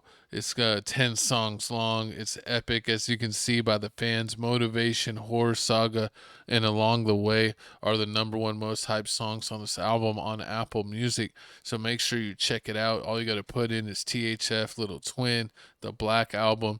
It's a black and white album cover with the Joker. It's absolutely epic. Support Twin, support THF, GGRG. We know what's going on. So shout out to all the THF. Check out THF G baby. He's also epic as well. Hopefully he drops an album or an EP soon. But what you also need to check out is our Instagram at Papa Oblock, not Instagram, Twitter, at Papa Oblock, at Felix Supreme 305, now known as X. Like, comment, subscribe, hit the notification bell, hit the badinga. Hey, also, follow us on TikTok, Tales from the Crib on TikTok. Also follow the other page on Instagram, Crib. Oh, do I have your permission to drop your TikTok that I made? What TikTok I made? Your dancing TikTok. It's hilarious. It's lies. Comment down below. If we get one person to drop a comment saying, I want the dancing TikTok, and it gets 1 like, we're dropping it on TikTok. Scan the QR code. Crib Reactions QR code for IG. Tales from the Crib QR code for Tales from the Crib. Scan all of that. Let me bring on this outro music so we could get the F out of here. Hey, but you already know where you at, man. This is the #1 show on YouTube. #1 for your daily tea. #1 for your weekly gossip. It's your boy Felix Supreme 305. We got my co-host Chico Grande, Chico 2 times, your favorite host. Comment down below, even if it's some emojis. If you watch this far, you know you love us. Hit the notification bell. We will see you next Thursday. Yes, the show has moved to every Thursday. That's me and Felix Supreme 305. If you want to see real good _Doty, make sure you tune in every single Wednesday for the TFTC Sports NFL show. I'm repping the Steelers. This guy's repping the Chiefs and the Eagles. He's Seth is repping the Giants. Sometimes he has a paper bag over his head. So he said they were going to be undefeated. Somehow it did not turn out that way. But check out all your bets, your prize picks, all that stuff. TFTC Sports, Chico Grande, Felix Supreme 305. I don't know what I hit, but we're out of here. We'll see you later anyway. Ashes to ashes, dust to dust. We'll see you later. Peace.